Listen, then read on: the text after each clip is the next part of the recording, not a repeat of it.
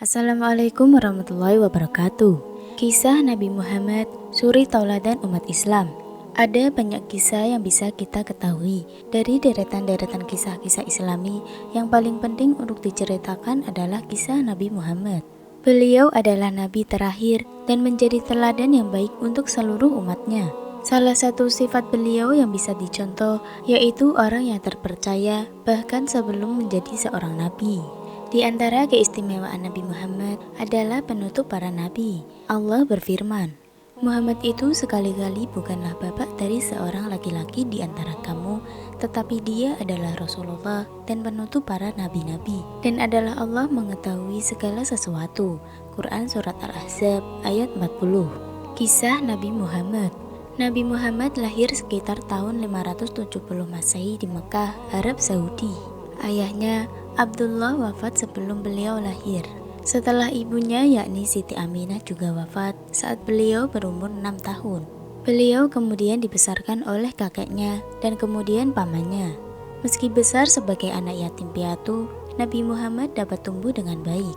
Sejak kecil, beliau mulai suka berdagang, mengikuti kebiasaan keluarganya yang juga keturunan pedagang. Beliau tumbuh menjadi anak yang cerdas, baik, jujur, dan cepat tanggap. Sejak remaja, Nabi Muhammad sudah mulai berbisnis. Di daerahnya, hal ini adalah hal yang wajar dilakukan oleh anak remaja. Namun ada perbedaan menonjol berkat kemampuan dan sifatnya. Nabi Muhammad mendapat julukan Al-Amin, yang berarti setia atau dapat dipercaya. Setelah berniaga ke beberapa daerah dan semakin terkenal, ada yang menyukai sifat beliau yang tegas namun lemah lembut. Dia adalah Siti Khadijah yang menjadi istri pertama Nabi Muhammad. Bersama Khadijah, mereka berdua menjadi pedagang yang sukses dan terpercaya. Kisah Nabi Muhammad menjadi nabi. Muhammad juga sosok yang sangat religius. Sesekali beliau suka bermeditasi sendiri di tempat-tempat suci dekat Mekah di sela-sela kesibukannya. Pada salah satu ziarahnya di tahun 610, ia bermeditasi di sebuah gua di Gunung Jabal An-Nur. Kemudian, malaikat Jibril muncul dan menyampaikan firman Allah.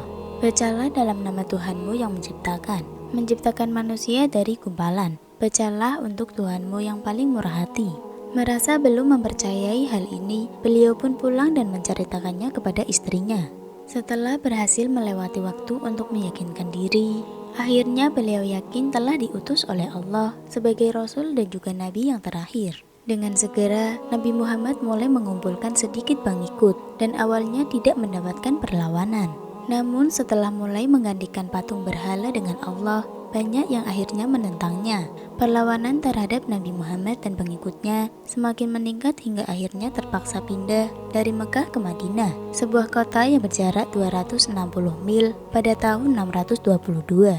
Peristiwa ini juga menandai awal kalender Muslim, yakni Hijriyah. Di sana, beliau juga berperan penting dalam mengakhiri perang saudara antara beberapa suku. Selama di Madinah, beliau membangun kekuatan umatnya dan secara bertahap mengumpulkan lebih banyak pengikut yang masuk Islam. Saat memiliki banyak kekuatan dan pengikut, beliau memutuskan untuk kembali ke Mekah pada tahun 630. Beliau merebut kota dengan korban yang sedikit. Banyak yang akhirnya masuk Islam, sehingga beliau menghancurkan semua patung di dalam dan sekitar Ka'bah. Setelah konflik dengan Mekah akhirnya terselesaikan, Nabi Muhammad melakukan ziarah Islam pertamanya ke kota itu pada tahun 632 dan menyampaikan khutbah terakhirnya di Gunung Arafah. Saat kembali ke Madinah, beliau jatuh sakit selama beberapa hari dan pada tahun 632 saat beliau berusia 62 tahun, beliau wafat. Akhirnya, Nabi Muhammad dimakamkan di Masjid Nabawi, salah satu masjid pertama yang dibangun oleh Nabi Muhammad di Madinah. Kisah Nabi Muhammad yang menginspirasi.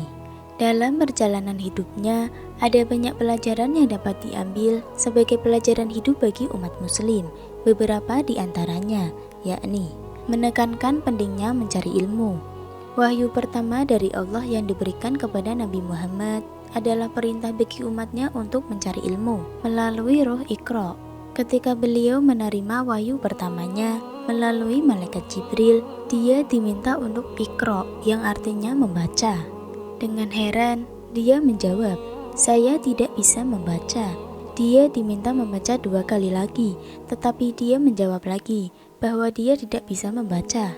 Setelah itu, malaikat Jibril menyampaikan wahyunya, "Bacalah dalam nama Tuhanmu yang menciptakan manusia dari segumpal darah.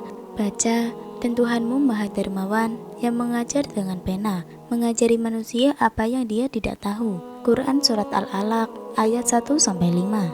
Iqra adalah perintah untuk membaca tanda-tanda yang telah Allah simpan di dunia, agar umat muslim dapat memahami sesuatu tentang hikmah dan rahmatnya yang terdapat dalam semua ini. Manusia hanya perlu berusaha mencari tahu hikmah dalam setiap kejadian. Itu juga merupakan perintah untuk belajar melalui pengalaman dan pemahaman. Dan sebagai manusia yang terus mencari ilmu, ingatlah selalu untuk tidak sombong dengan ilmu yang telah diperoleh. Ini menunjukkan bahwa dalam Islam, ilmu memiliki derajat yang amat mulia, memiliki kerendahan hati dan cerdas. Seseorang diajari untuk selalu mencari dan menambah pengetahuan, tetapi harus selalu ingat untuk selalu rendah hati dan menyadari ada begitu banyak pengetahuan di luar sana yang belum diketahui. Nabi Muhammad telah mencontohkannya.